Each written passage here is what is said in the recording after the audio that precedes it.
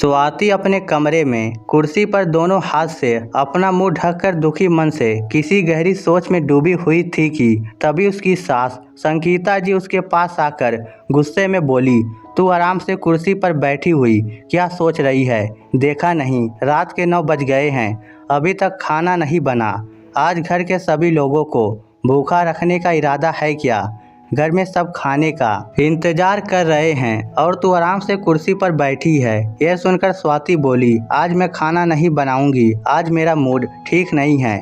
क्यों, तेरे मूड को क्या हुआ है? सुबह तो तू अच्छी भली ऑफिस गई थी, फिर ऑफिस में ऐसा क्या हुआ जो तेरा मूड खराब हो गया? संगीता जी ने स्वाति से कहा तो स्वाति दुखी होकर बोली, मम्मी जी, जरूरी है कि ऑफिस में मेरे साथ कुछ हुआ हो? मेरी तबीयत भी तो खराब हो सकती है। आज ऑफिस से वापस घर आते हुए मेरे सिर में अचानक बहुत तेज दर्द होने लगा था। मैं घर के सभी लोगों का कितना ख्याल रखती हूँ। सुबह ऑफिस जाने से पहले सबके लिए नाश्ता और खाना बनाकर खिलाती हूँ। ऑफिस से आने के बाद तुरंत सबके लिए चाय बनाती हूँ, फिर शाम को सबकी पसंद का खाना बनाती हूँ। किसी के सिर में जरा सी भी दर्द हो जाए तो उसको दूर करने के लिए उसकी पूरी सेवा करती हूँ। यदि कोई बीमार हो जाए तो ऑफिस से छुट्टी लेकर उसे अस्पताल में डॉक्टर को दिखाकर जब तक वह ठीक ना हो जाए दिन रात उसकी सेवा करती हूँ। परंतु इतना सब कुछ करने के बाद किसी को मेरी बिल्कुल भी परवाह नहीं। आज ऑफिस से आने के बाद मेरा सिर दर्द से फटा जा रहा था। तब मेरा बहुत मन था कि कोई मुझसे एक कप चाय को तो पूछ लो, परंतु चाय की बात पूछनी तो दूर, किसी ने मेरा हाल चाल भी नहीं पूछा। दीदी कॉलेज से आकर अपने कमरे में सो गई। आपके बेटे ऑफिस से आकर आराम से ड्राइंग रूम में आपके और पापा के साथ टीवी देख रहे हैं। आपने ये तो कह दिया कि घर के सब लोग खाने का इंतजार कर रहे हैं, परंतु आपने या घर के किसी सदस्य ने खाने के लिए देर होने पर मुझसे एक बार यह नहीं पूछा कि आज तो उदास क्यों है, तुम्हारी तबीयत कैसी है?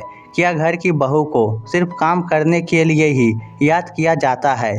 भूख लगी तो याद कर लिया, नहीं तो ऑफिस से आने के बाद मुझसे किसी ने एक बार भी नहीं पूछा कि तुम कमरे में अकेले सिर पर हाथ रख करके क्यों बैठी हो? जब कोई मेरी परवाह नहीं करता, फिर मैं किसी के खाने की परवाह क्यों करूं? स्वाति की बात सुनकर उसके ससुर और पति शरद भी कमरे में आ गए थे। उसके ससुर संगीता से बोले, बहू ठीक कह रही है, यदि हमें उसकी परवाह नहीं है तो वह हम सबकी परवाह क्यों करे?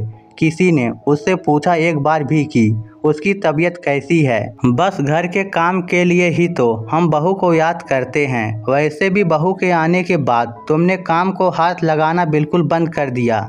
यह भी नहीं सोचा कि बहू अकेले इतना काम करके थक जाती होगी। बहू के तो जैसे 4 हाथ हैं। तुम अपना वक्त भूल गई जब मम्मी तुम्हारे साथ घर का सारा काम करवाती थी। यदि किसी दिन वह काम ना करती तो तुम रोटी देते वक्त उन्हें काम ना करने के लिए अनेक उल्हाने देती थी। अरे सुख में ना सही तो कम से कम दुख में तो बहू का साथ दिया कर। फिर उन्होंने शरद को डांटते हुए कहा, तू कैसा पति है जो अपनी पत्नी को बिल्कुल भी परवाह नहीं करता? तुझे भी तो अपनी पत्नी का ध्यान रखना चाहिए। पापा की बातें सुनकर शरद अपराधी की तरह अपनी गर्दन नीचे झुकाकर स्वाति से बोला, सॉरी, मैं आगे से तुम्हारा पूरा ध्यान रखूंगा। पति की बात सुनकर संगीता जी भी शर्मिंदा हो गई थी।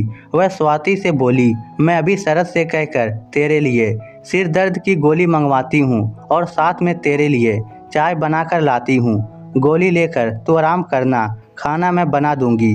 सास की बातें सुनकर स्वाति के चेहरे पर मुस्कान आ गई थी। इस स्टोरी को लेकर आपकी क्या राय है? नीचे कमेंट करके हमें ज़रूर बताइएगा। धन्यवाद।